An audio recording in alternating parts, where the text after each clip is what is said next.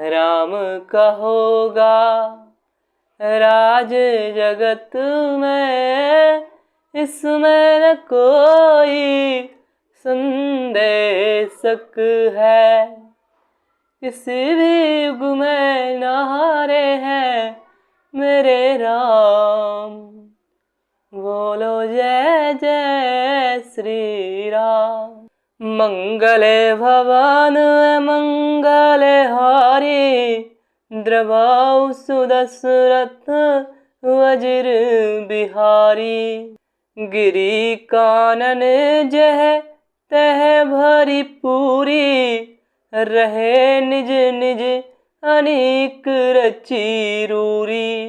यह सब रुचिर चरित में भाषा, अब सो सुनहु जो बीच ही राखा। वे वानर पर्वतों और जंगलों में जहां तहां अपनी अपनी सुंदर सेना बनाकर भरपूर छा गए। यह सब सुंदर चरित्र मैंने कहा, अब वह चरित्र सुनो जिसे बीच ही में छोड़ दिया था। अवधपुरी रघुकुल मनि राऊ, वेद विदित तेहि दशरथ नाऊ। धर्म धुरंधर गुण निधि ज्ञानी, हृदय भगति भक्ति सारंग पानी। अवधपुरी में रघुकुल शिरोमणि दशरथ नाम के राजा हुए, जिनका नाम वेदों में विख्यात है। वे धर्म धुरंधर, गुणों के भंडार और ज्ञानी थे। उनके हृदय में सारंग धनुष धारण करने वाले भगवान की भक्ति थी और उनकी बुद्धि भी उन्हीं में लगी रहती थी। कौसल्यादि नारी प्रिय, सब आचरण पुनित रामा।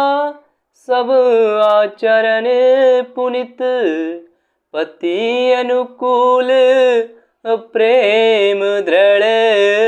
हरि पद कमल विनित, सियावरी राम जय जय राम। उनकी कौशल्या आदि प्रिय रानियां सभी पवित्र आचरण वाली थीं। वे बड़ी विनित और पति के अनुकूल चलने वाली थीं और श्री हरि के चरण कमलों में उनका दृढ़ प्रेम था।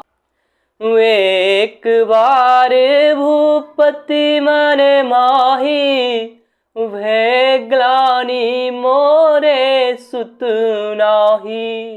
गुरु गृह गए तुरत महिपाला, चरण लागी करी विनय विशाला।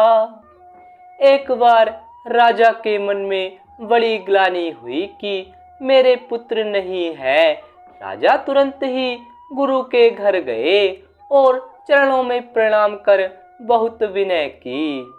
निज दुख सुख सब गुरहि सुनायऊ, कही वशिष्ठ बहु विधि समझायऊ।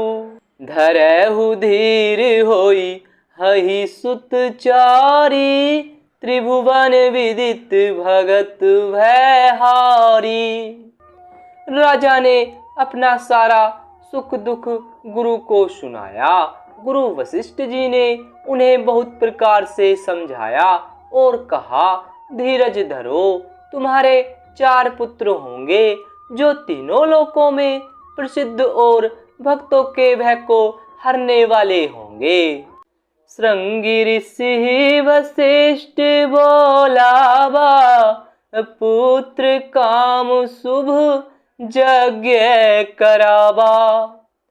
भगति सहित मुनि आहुति दीन है, प्रगटे अग्नि चरु कर लीन है।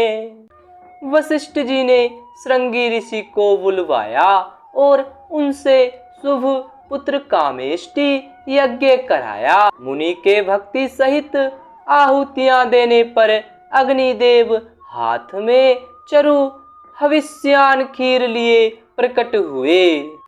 जो वशिष्ठ कछु हृदय विचारा, सकल काजु भा सिद्ध तुम्हारा। यह हवि वाटी देहु नृप जाई, जथा जोग जही भाग बनाई।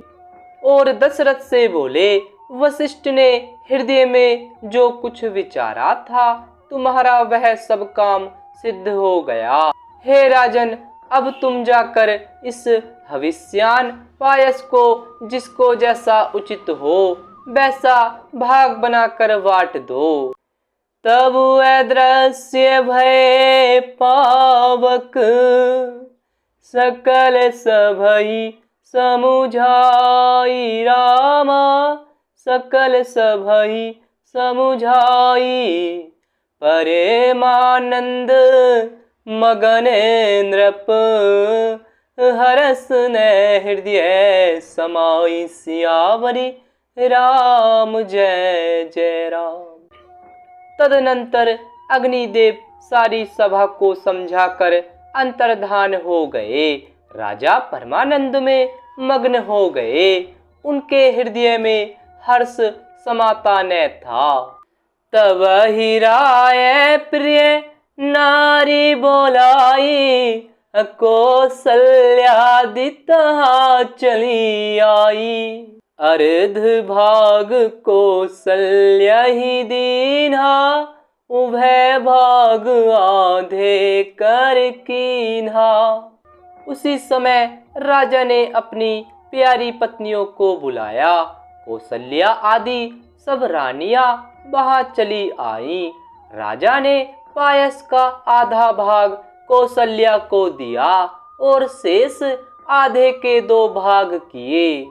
कई कह नृप सो देऊ, रहियो सो भय भाग पुनि भयऊ। कौसल्या के कई हाथ धरी, दीन सुमित्रहि मने प्रसन्न करी।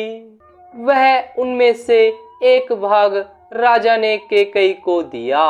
शेष जो बच रहा उसके फिर 2 भाग हुए और राजा ने उनको कौसल्या और केकई के हाथ पर रख कर अर्थात उनकी अनुमति लेकर और इस प्रकार उनका मन प्रसन्न करके सुमित्रा को दिया।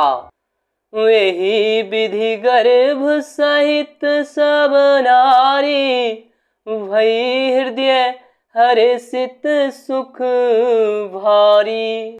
जा दिन ते हरि गर्भ आए, सकल लोक सुख संपत्ति छाए। इस प्रकार सब स्त्रियां गर्भवती हुई। वे हृदय में बहुत हर्षित हुई। उन्हें बड़ा सुख मिला। जिस दिन से श्री हरि लीला से ही गर्भ में आए, सब लोकों में सुख और संपत्ति छा गई।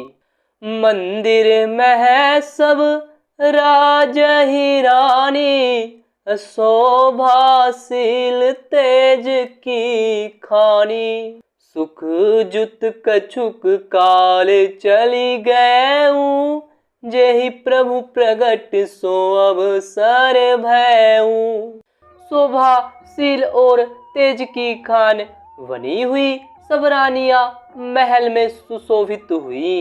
इस प्रकार कुछ समय सुखपूर्वक बीता और वह अवसर आ गया जिसमें प्रभु को प्रकट होना था।